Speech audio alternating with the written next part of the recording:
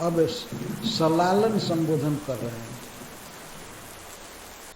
बेटा, लालन पूर्वक बहुत स्नेह से कह रहे, तात मेरे प्रिय पुत्र, वयम अन्य च नराः, वयम मतलब हम लोग, हम गोप, और अन्य च नराः अन्य भी जितने मनुष्य हैं, सर्वे वारी मुचाम पतिम ईश्वरम, मेघों के पति, बादल रूपाणाम सूरज रश्मि नाम अपनी स एव ईश्वर है। बादलों के पति ईश्वर, सबके नियंता इंद्र की पूजा हम लोग करते हैं।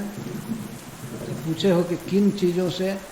तद रेतसा सिद्ध ही द्रव्य ही, उनके द्वारा बरसाए हुए पानी से, वृष्टि से जो वस्तुएं उत्पन्न होती हैं, अन्न, दूध, सब कुछ, इन्हीं नानाविध द्रव्यों से, द्रव्य साधनों से साधित यज्ञों के द्वारा हम उनकी पूजा करते हैं। तो स्पष्ट हो गया कि हम इंद्र की पूजा कर रहे हैं। और बेटा, इसमें हम लोगों का है क्या? सब इंद्र के द्वारा ही उत्पन्न किया गया है। जो भी द्रव्य लगता है इस यज्ञ में, ये सब इंद्र का दिया हुआ है।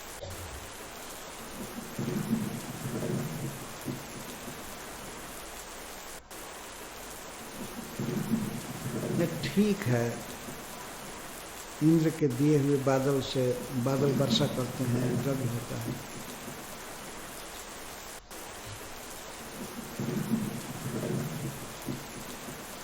तो इन यज्ञों से, क्रतुभी बहुवचन में है, तो इन यज्ञों से क्या फायदा है बाबा? इस प्रकार के यज्ञ से क्या फायदा है? मान लीजिए हम लोग तो वो वर्षा करते हैं, तो हम लोगों को देते हैं, हम लोग जीते हैं, खाते हैं, पीते हैं, लेकिन हम उनको जब यज्ञ के द्वारा कुछ देते हैं, इतना जो भोजन बनेगा देंगे, तो वे हमारा क्या उपकार करते हैं?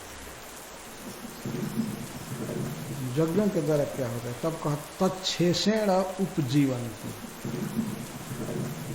त्रिवर्ग फल है तो पुंसाम पुरुष कारणम पर्जन्य फल भावना। पुरुष कारणम, पुरुषार्थ करने वाले लोगों का, मनुष्यों का, पर्जन्य इंद्र ही फल भावना, इंद्र फल देते हैं।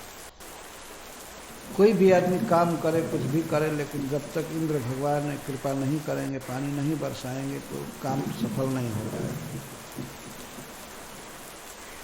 पुंसम फल भावना, वृष्टि इंद्र के अधिकार में है, अतः फल उत्पन्न करने वाले भी वही हुए।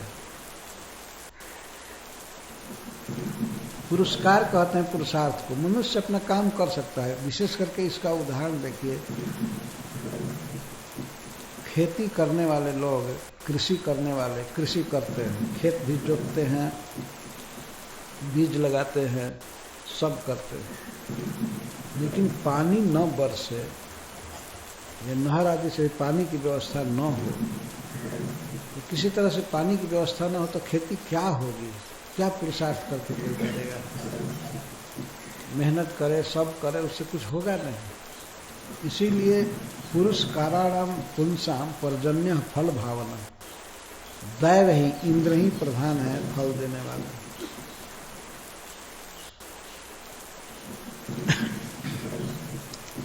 त्रिवर्ग फल है तवे, त्रिवर्ग धर्म अर्थ काम रूप ये तीन फल हैं, इनके सिद्धि के कारण इंद्र हैं।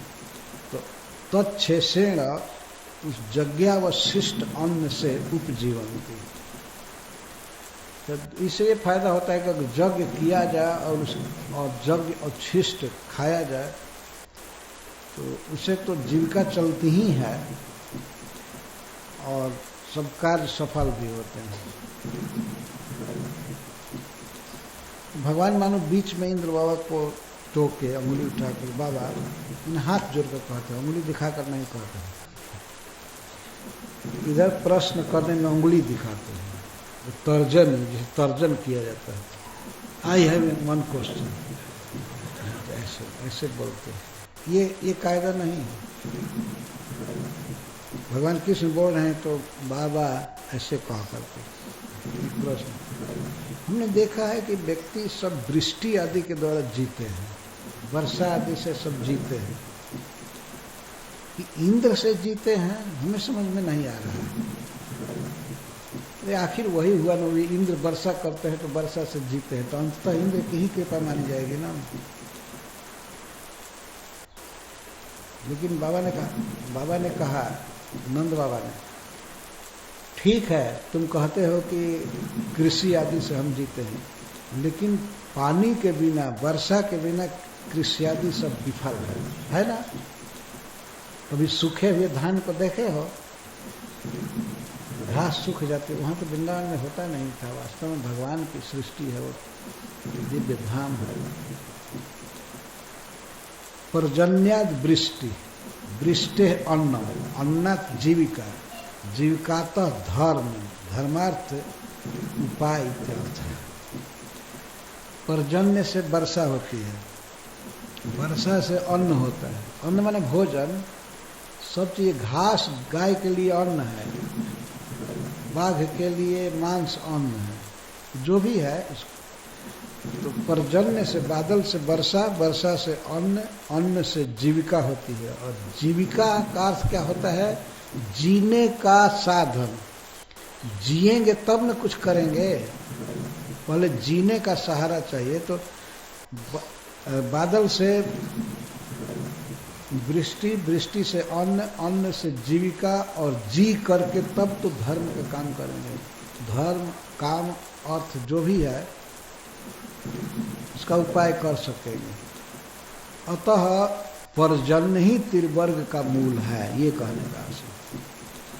बादल ही मूल है, और बादलों के मूल इंद्र हैं, इसलिए इंद्र ही ईश्वर हैं, वही पूज्य हैं, वही भगवान हैं। ये नंद बाबा आदि गोपों का विचार है। और परम ईश्वर अपने आंगन में खेल रहा है, उसका कोई पता ही नहीं है। इसीलिए हम लोग उनकी पूजा करते हैं।